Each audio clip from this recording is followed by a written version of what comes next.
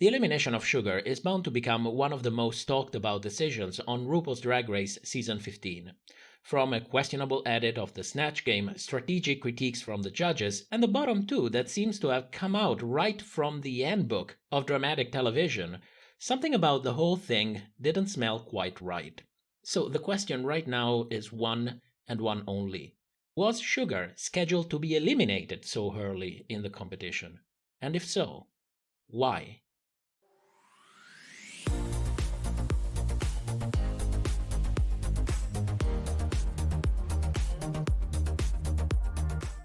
The fourth episode of Season 15 seemed to have been crafted around the elimination of Sugar, a decision most probably made well before actual filming even began. But in order to understand exactly how and why things played out the way they did, we need to take a step back and establish some background, because history always repeats itself. Sugar and Spice are two very successful drag queens, and by very I mean massively. 15 years of RuPaul's Drag Race managed to accomplish the impossible. Drag went from a niche form of art, almost exclusively displayed live in bars and clubs, to a multi-billion-dollar industry, able to offer a comfortable career path for drag artists. Today, drag is not relegated to clubs anymore. To quote RuPaul herself, drag is all over the world, and it really is. Television, theater, movies, live events, conventions, libraries, fashion shows, social media, and much, much more. Drag Race not only managed to make drag mainstream, it also made drag economically viable. And once showered with money, the art of drag became finally free to engage and thrive in all of its different forms of expression that today we take almost for granted. The success of Sugar and Spice and other artists working from home through platforms like TikTok or YouTube is a direct consequence of the cultural impact of RuPaul's Drag Race. And their work, success, and influence is no less valid than those of drag artists performing live. I know it, you know it, most of the Drag Race audience probably knows it, but most important of all, World of Wonder knows it. They know it really, really well. And history always repeats itself. Fame loves to be surrounded by fame. Fame is a business, and businesses always need to attract new customers. That's why Drag Race has a history of casting queens who are very successful on new and emerging platforms, because it gives them a chance to bridge their market into those platforms by attracting viewers and future customers from those queens' fan bases. Think about it for a moment. If your favorite content creator ends up on a reality TV show, wouldn't you at least watch a couple of episodes and then talk about it on social media? And if you end up liking that TV show, maybe you'll also keep watching future seasons. Maybe even subscribe to WOW Plus to watch older seasons. Or maybe even go to DragCon. Casting queens with huge followings gives the show a massive amount of new viewers, free publicity, and free advertisement. And it all comes at zero cost. We saw an example of this back in Season 7, while Instagram was slowly emerging as the massive social media platform that it is today. And one of the most successful queens on that platform at that time was Miss Fame. And something curious happened in Season 7. Well, among many other things, that is.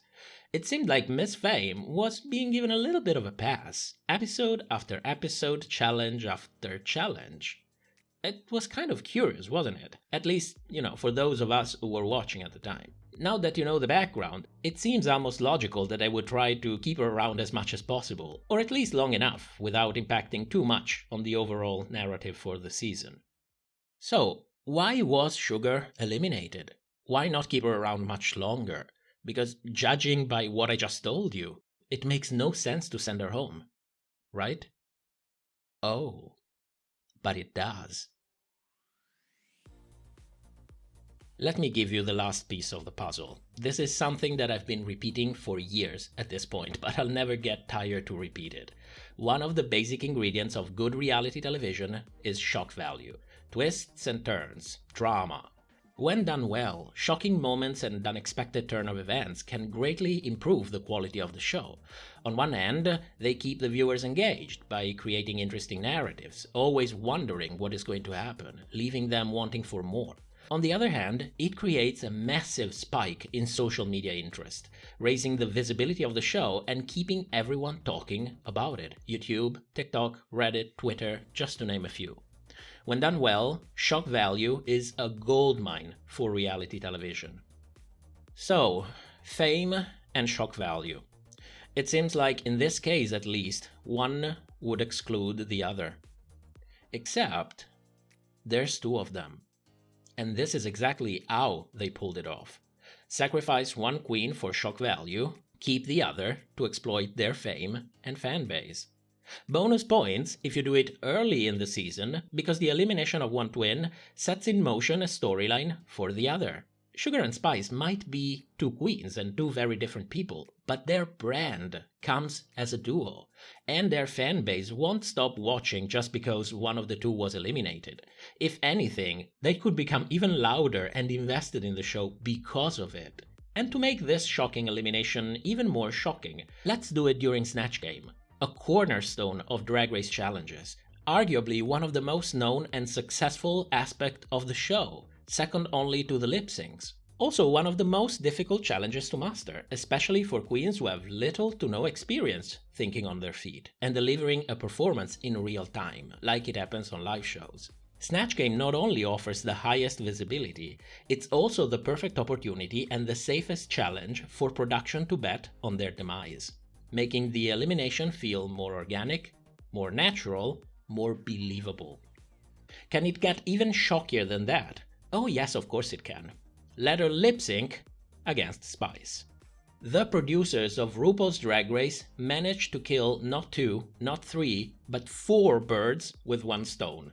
Bring in shock value, keep exploiting the twins' huge fan base, make the elimination feel natural, and set up a storyline for the remaining twin.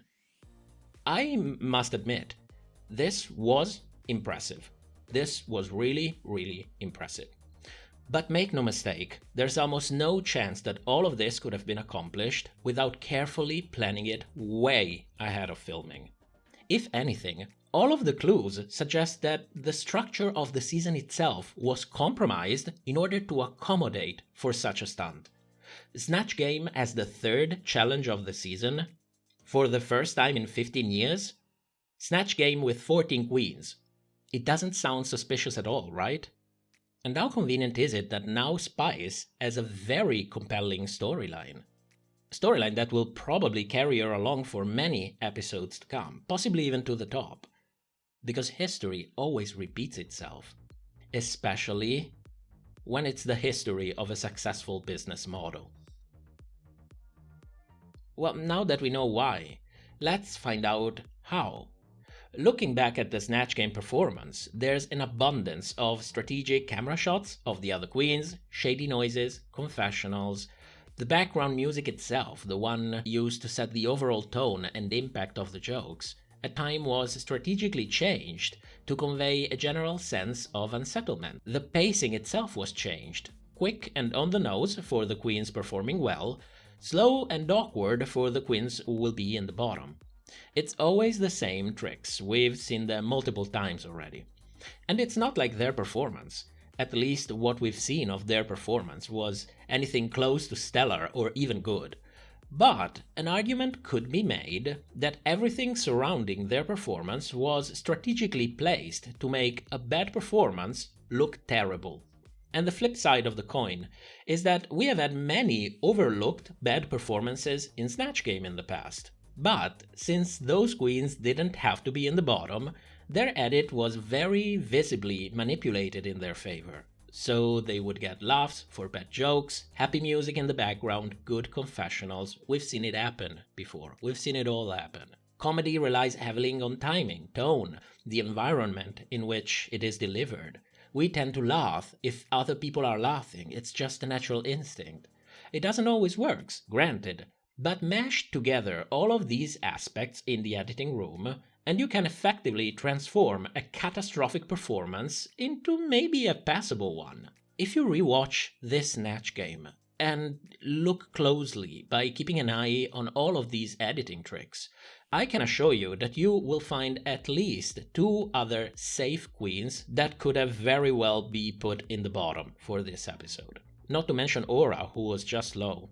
And as for the lip sync, well, I'm going to release my breakdown shot by shot next week, so we can dissect that as well. In conclusion, was the elimination of Sugar pre-planned?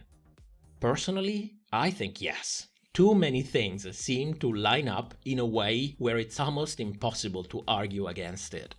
I think everything, literally everything, until the bottom two was carefully planned in advance, carried out during filming, and masterfully enhanced in editing.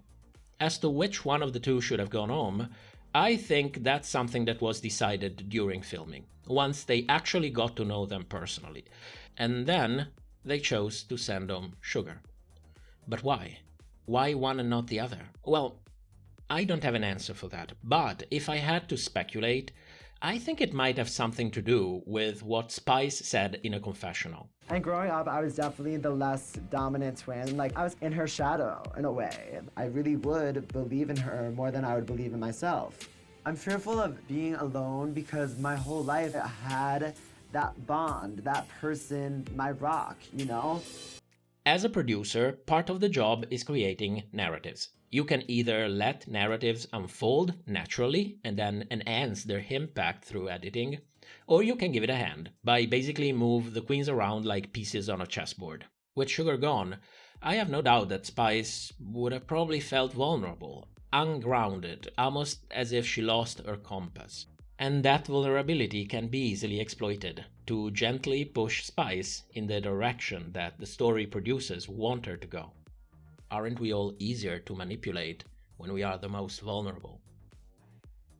So let me close this video by saying one thing, because I rarely see a genuine cry of desperation on Drag Race. To Sugar and all of the queens who end up going home in suspicious circumstances, don't beat yourself up. When eliminations are, quote, planned, well, you just happen to be part of it. And there is really nothing that you could have done any different. It has nothing to do with your talent, it has nothing to do with you as a person. We have seen enough queens beating themselves up for literally years over what happened on Drag Race. As if they lost an opportunity that will never come back. And they end up thinking about it over and over. What could they have done differently? Maybe talk less, maybe talk more, bring more drag, bring better drag, don't be too outspoken, don't be too shy. It's never ending. For some of those queens, even talking about Drag Race has become unsettling. But Drag Race is unscripted, mostly in name only. And if a situation is genuinely out of your control, then there's no reason to beat yourselves up, girls. So chin up, smile, and keep doing your thing. Thank you so much for watching, and thanks to our patrons for supporting the channel. I'll see you back on livestream on Sunday. Please bring a ton of lime water. Have a great day.